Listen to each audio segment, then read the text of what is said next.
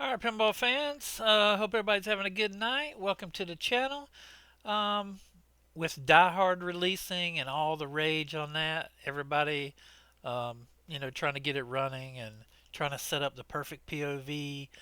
Um, I thought I would do a little video to try to help people adjust their table. Then maybe they can adjust it a little more to their liking, and maybe it'll help you understand some of the settings a little better. I've made several kind of POV settings, but this one's going to be specifically on this table and the kind of settings that I use to, come up with my, how I set most of my POVs. So first thing first, I do want to say that I do not put all the numbers in. There's nothing wrong with that. If you use your cabinet numbers, that's perfectly fine. What I will show you, and I think I've mentioned it in another video, so if I go, let me load the table up, downward. I got a fresh download here. I pulled the INI out.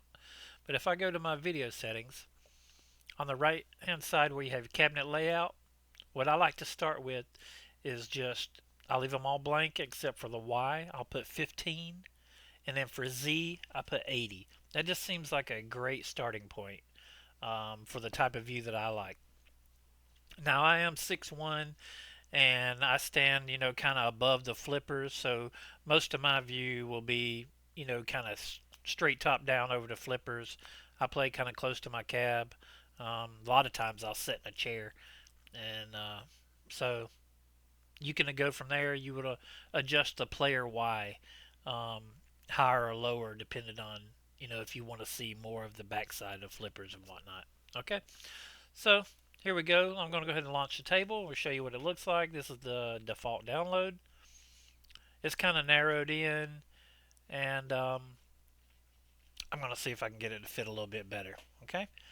One thing that makes this table a little bit tougher, especially in the POV aspect, is the mirrored at the end of the table. So that automatically takes away from part of your playfield from being able to stretch it out. So there's really no way that you can make this be full screen and then have a perfect circle, like for your lights and stuff like that. But we're going to get it as close as possible, where it'll still look good, and I can live with it. I'm not I'm not that bad as where I have to have it perfectly circled. But I don't want a big oval egg or anything like that either. So we're going to hit F12. We're going to pull up our settings, and luckily this is already in window mode, so you don't have to rotate it or anything. If you're on the, make sure you're on the latest 10.8. You need to be on beta 7 or higher. I'm using 1829, I think. But all right. So first thing we're going to do, we're going to go all the way down, and we're going to go to Adjust Highlights Table X. Okay, and I'm going to bring my sides out. So I'm going to bring it out just to our cover. All right, somewhere around there, about 120, about 124. It'll cover all of it. Looks pretty good.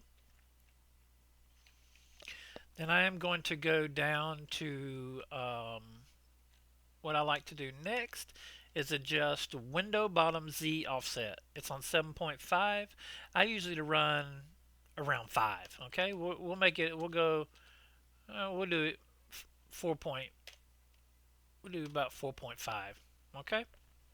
I like to bring the flippers up towards me a little bit. All right. Now, after I do that, I'm going to go. Where do we go? Let's try to stretch this out a little bit. We're going to go to table YZ.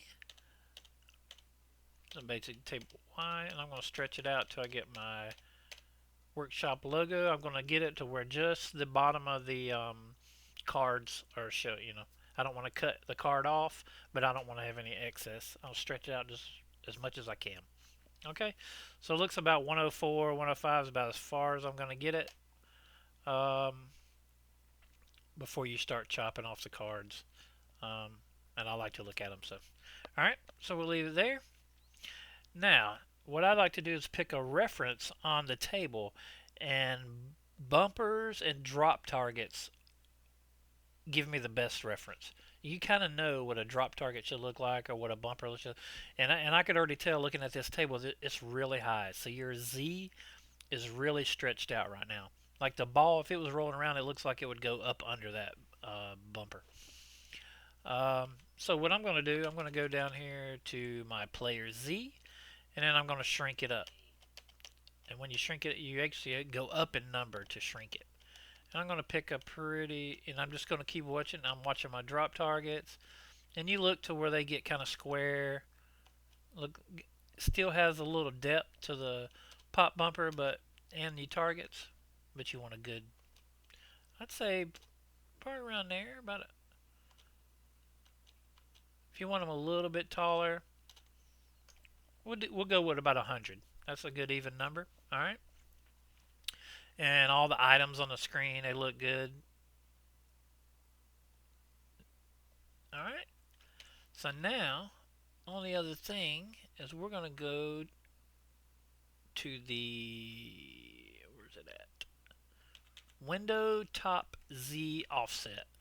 So now since I've shrunk that up, I've cut part of my mirror off. So if you want to see, if you want, once we've got all everything else stretched out how we want it, you can lay the back end down. So I can go up or down like that. See that? So I just want just enough of that mirror so where it makes sense. I can still chop some of it off. We'll go to the bolts right there. I think that looks pretty good. There's not really that much above there anyway. So we'll go up to the bolts just about like that. Okay. And I think so. We're going to hit start, which is 1. And that's going to save to the INI file. I'm going to hit F12 to turn this off. And I think it looks pretty good. The flashers, the lights, everything has a good height to it. The drop targets, I think everything looks pretty good. I've stretched it out, but not stretched out too awfully bad. Like I said, it's not a perfect circle, but I mean, I think it looks pretty good. So you guys, let me know what you think and post in the comments, and I hope that helps you out. Till next time.